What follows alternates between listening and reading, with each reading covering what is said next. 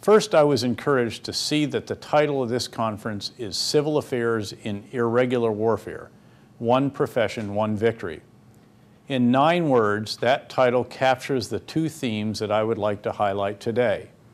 The first of those themes concerns the role of civil affairs in comprehensive counterinsurgency operations, the whole of government approach that you talked about.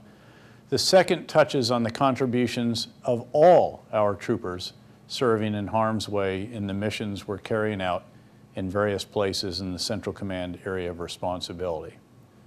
Well, the first theme, the expertise that is the heart of the Civil Affairs Corps is now more than ever vital to the success of our forces on the modern battlefield.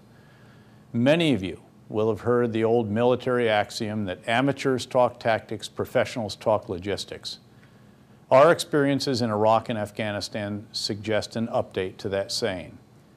It would hold that in counterinsurgency operations, amateurs talk clearing, professionals talk clearing, holding, and building. While clearing is a task best suited to kinetic operations and combat forces, holding and building depend on cooperation with the communities our troopers work to protect and on the knowledge needed to foster the reconstruction and development of those communities. These are, of course, the skills that the Civil Affairs Corps, since its consolidation during World War II, has strived to develop. Counterinsurgency operations, the operations our troopers are engaged in today, are the PhD level of warfare, as they say. And a few years back, conducting counterinsurgency operations forced our Army and the other services out of our intellectual comfort zones.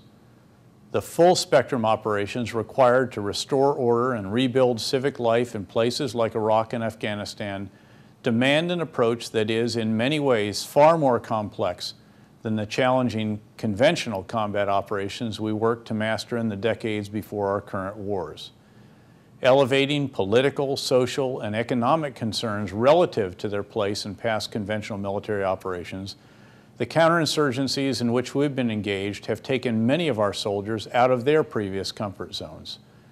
The example of the Civil Affairs Corps, with its half-century of experience mastering the non-kinetic dimensions of warfare, has helped guide the way in what has, in some respects, been, again, uncomfortable terrain. Today's civil military operations centers, for instance, seek to synchronize and support the activities of military units, State Department elements, international organizations, and non-governmental organizations in all lines of operations. Forging a new mindset and the skill set required for full spectrum operations has been an educational endeavor for our military, and the Civil Affairs Corps has earned its PhD in that regard with honors. My second point today concerns the work all of our soldiers are doing to adapt to the tough fights we face. School-trained and certified civil affairs personnel are a precious commodity on the battlefield, but there are never enough of them. So the force in its entirety has had to embrace a new mindset. As a division commander in Iraq in 2003, for example, I told my troops that each of them had an additional duty as a civil affairs officer or non-commissioned officer. And I couldn't be prouder of our troopers for taking that challenge to heart and for proving themselves up to the task. Indeed, we've asked a great deal of those in uniform in recent years. Our troopers have selflessly performed in tough circumstances, performing complex missions in very challenging situations. And many of our military families have endured lengthy separations during our repeated tours in combat, as well as many of you in this audience have experienced. Through it all, needless to say, our men and women in uniform and their families have been truly magnificent. Before I left command in Iraq, I had the honor of raising my right hand in Baghdad with 1,215 of our soldiers, sailors, airmen, and Marines as they re-enlisted on the 4th of July, 2008, in a combat zone for another tour of service.